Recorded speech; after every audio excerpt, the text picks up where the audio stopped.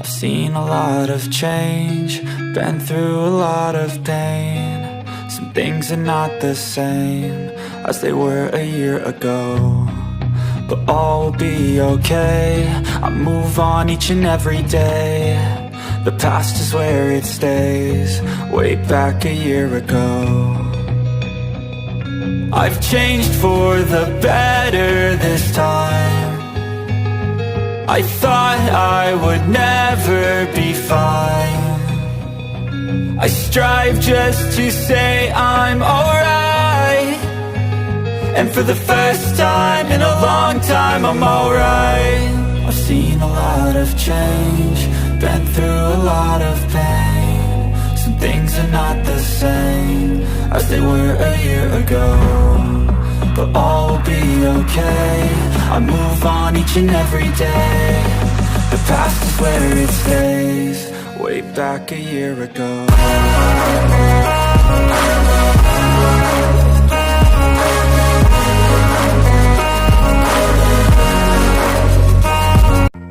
Bertemu kembali. Sumber berita ini dipetik daripada Murai Berita Terkini.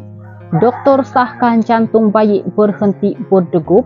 Hana Delisha masih trauma kenang perasaan suami tercinta. Tanggal 17 Mac 2024 menjadi detik paling sukar dilupakan buat artis Hana Delisha.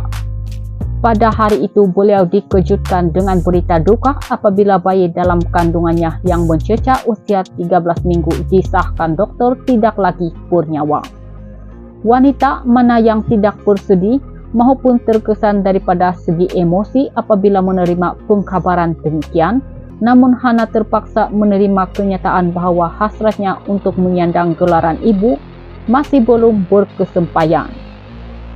Mengakui dirinya memerlukan masa lama untuk menelan segala kepahitan takdir, pelakon kelahiran Singapura ini tidak putus harapan dan terus menanam benih harapan untuk hidup dalam keluarga yang lengkap bersama suami tercinta Iman Shah. Seiring dengan berjalan waktu, Hana atau nama sebenarnya Hana Edwina Blackbridge mula menerima bahawa ketentuan takdir yang Maha Esa adalah yang terbaik dan percaya detik kebahagiaannya pasti menjadi suatu hari nanti. Berkat sokongan keluarga dan suami, Hana berjaya mengharungi fasa terendah dalam hidupnya dan kini sudah berlapang dada dengan menganggap ujian yang dikirim Tuhan adalah untuk menjadikan dirinya wanita yang lebih kuat. Sejujurnya, fasa bersedih mengenai keguguran itu sudah habis dan sekarang mendapat rehat yang cukup. Saya juga mempunyai rakan-rakan sekeliling yang sentiasa memberi sokongan dan berkata-kata semangat, katanya. Hana berkata demikian dan enggan menaruh harapan tinggi untuk menimang cahaya mata dan menyerahkan segala ketentuannya kepada Tuhan.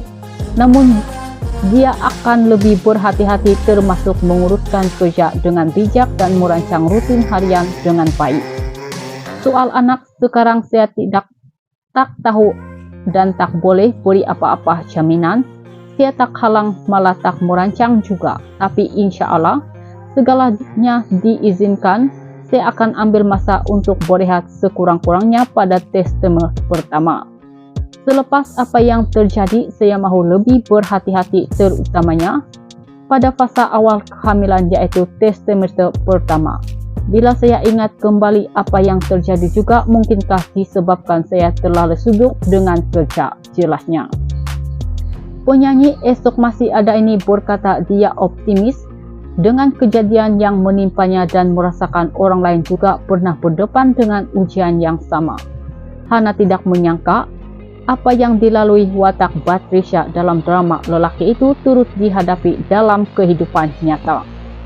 Saya alami keguguran selepas drama habis, tetapi saya pun tak sangka akan lalui perkara sama seperti Batrisya, yaitu kehilangan anak. Cuma bedanya saya keguguran manakala Batrisya pula terpaksa lakukan keguguran, katanya. Sebelum ini Hana berkongsi kabar duka dirinya keguguran melalui ucapan di Perfume X. Selain menjelaskan pemberitahuan itu dibuat kerana mahu berkongsi perasaan dengan wanita yang mengalami nasib sama dengannya. Dia bersedia bukan kerana tidak boleh menerima ketentuan takdir. Sebaliknya, trauma mengingati perasaannya dan suami ketika menerima kabar duka itu. Barangkali, bayangkan kali pertama nampak bayi pada masa imbasan tentu rasa sangat teruja, namun tak sampai beberapa minit wajah doktor berubah. Beberapa kali doktor buat semakan, kemudian beliau panggil seorang lagi doktor untuk mendapatkan kepastian. Akhirnya mereka sahkan jantung bayi berhenti berdegup pada usia kandungan 8 minggu. Bayangkan bagaimana perasaan saya ketika itu, katanya. Untuk rekod, Hana mendirikan rumah tangga dengan pelakon Singapura Iman Shah pada 18 Februari 2021.